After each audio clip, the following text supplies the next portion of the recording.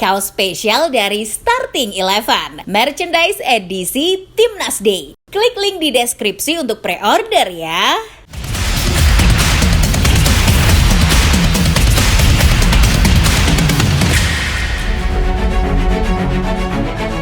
Kira-kira 2 kali 24 jam sebelum sepak mula pertandingan pertama Piala AFF, akun X This ASEAN Football memunculkan berita mencengangkan. Judulnya, FIFA confirms ASEAN Championships 2024 as a match for FIFA rankings. Atau yang berarti FIFA konfirmasikan kejuaraan ASEAN 2024 sebagai pertandingan A untuk peringkat FIFA. Di atas tajuk itu diberi tulisan besar, breaking, isinya lebih megah dan menggembirakan lagi. Melalui postingan tersebut, ASEAN Football mengabarkan bahwa Piala AFF yang masuk dalam Tier 1 tidak hanya dihitung poin FIFA dan bisa mempengaruhi ranking pesertanya, tapi juga membuat kompetisi ini setara dengan Piala Asia atau bahkan Piala Dunia. Karuan saja postingan tersebut mendapat reaksi dari warganet Indonesia. Banyak yang menyayangkan kenapa keputusan Piala AFF dihitung FIFA baru diumumkan ketika Indonesia justru mengirim banyak pemain muda ke Piala AFF. Tapi apa benar sih begitu? Sebelum tahu jawabannya, jangan lupa subscribe dan nyalakan lonceng notifikasinya agar tidak ketinggalan video terbaru dari Starting Eleven.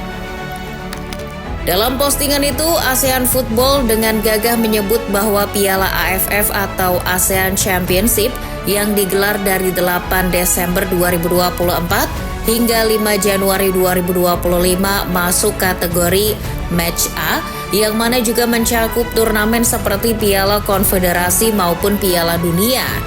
Embel-embel setara Piala Dunia inilah yang bikin sesiapa yang membaca postingan itu ke-trigger.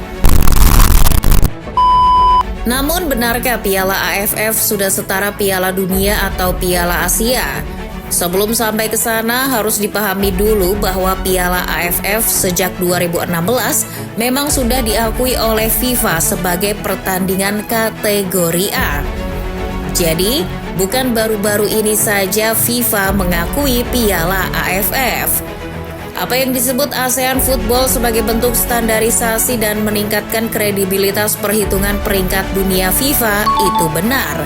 Dan memang Piala AFF masuk dalam Tier 1. Biar lebih jelas, mari kita memasuki mesin waktu dan kembali ke tahun 2016 saat Piala AFF pertama kali diakui oleh FIFA. Pada tahun 2016, Piala AFF yang dulunya bernama Piala Tiger sudah berkembang menjadi kompetisi yang menarik perhatian banyak orang. Jumlah penonton di stadion maupun lewat saluran televisi meningkat pesat selama bertahun-tahun. Bahkan pada edisi 2010 sebanyak 192 juta pemirsa televisi menyaksikan Malaysia asuhan Krishna Sanami Raja Gopal mengangkat trofi usai mengalahkan timnas Indonesia di final. Ini menjadi rekor tersendiri bagi turnamen sekelas Piala AFF. Pada gilirannya, Piala AFF pun mempunyai prestis di level global. Karena itu, AFF lalu mengajukan agar kompetisi ini dihitung sebagai turnamen yang diakui oleh FIFA. Sebanyak 11 anggota AFF mengajukan permohonan ke AFC. Dan akhirnya, lewat pernyataan Sekjen AFF kala itu, Datuk Seri Azuddin Ahmad, Konfederasi Sepak Bola Asia atau AFC mendeklarasikan bahwa AFF diakui oleh FIFA. FIFA memasukkan Piala AFF sebagai turnamen kategori A dan itu dimulai pada gelaran Piala AFF 2016. Turnamen ini pun sejak waktu itu kian bergengsi. Lantas, apa yang dimaksud kategori A ini?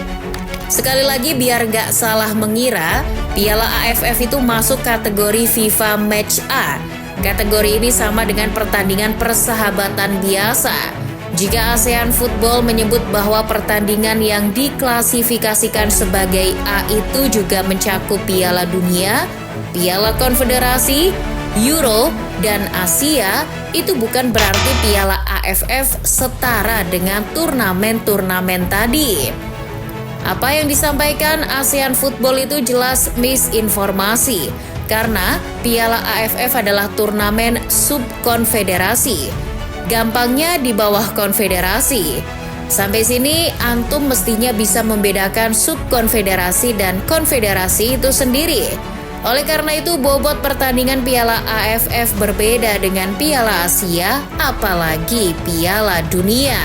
Mengutip Pandit Football, Piala AFF dihitung pertandingan biasa atau turnamen kecil yang bobot penilaiannya cuma 1. Sementara putaran final Piala Dunia bobot nilainya 4 kali lipat dari Piala AFF. Lalu untuk Piala Konfederasi seperti Piala Asia, Copa America, dan Euro bobotnya 3. Sedangkan untuk babak kualifikasi, mau itu untuk Piala Dunia atau Piala Konfederasi, bobotnya 2,5. Jadi Piala AFF itu sangat amat tidak setara dengan Piala Dunia. Jika Piala AFF itu inti bumi, Piala Dunia bagai Sidratul Muntaha. Jauh, teramat jauh sekali, Bung. Nah, kalau mau nyari temen, Piala AFF itu temennya sama Piala Karibia, Turnamen Merdeka, dan Kings Cup. Kompetisi-kompetisi ini bobotnya sama seperti Piala AFF. Ada lagi nih yang harus kamu pahami, bahwa Piala AFF itu walaupun sudah mendapat pengakuan dari FIFA, tapi tetap bukan agenda resmi FIFA. Piala AFF tidak masuk kalender FIFA. Siapapun yang bilang kalau Piala AFF sudah menjadi agenda FIFA, itu sama kayak omongannya pemerintah. Bohong belaka.